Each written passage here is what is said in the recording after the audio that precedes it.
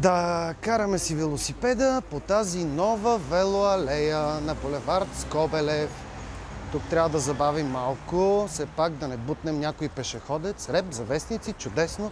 Още малко, не ме виждат. Добре, разминахме се с пешеходците. Сега продължаваме нататъка.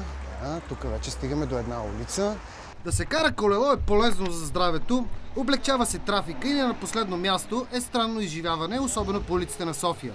Най-новата придобивка за любителите на този екстремен до голяма степен спорт е велоалеята на булевард Скобелев. Отскоро всеки крачещ по единият от тротуарите не може да не забележи криволичещите между автомобили, къщи и други препятствия, прясно положени очертания на нова маркировка за велосипедисти.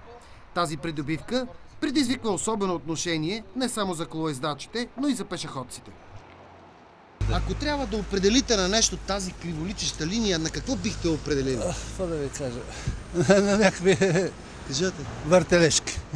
Само че, разбира се, предимство имат хората с деца. Оп!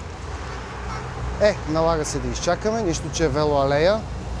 А бихте ли ми казали на какво ви прилича тази велоалея, която са направили скоро тук? Много е зле.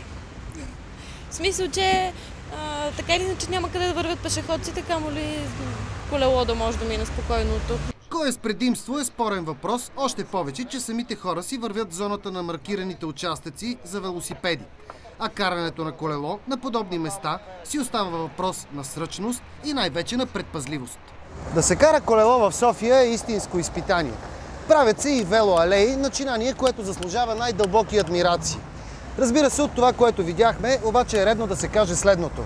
Не би било лошо хората, които правят тези велоалеи, да се качат на велосипеди и сами да ги изпробват, за да се убедят доколко ефективни са те.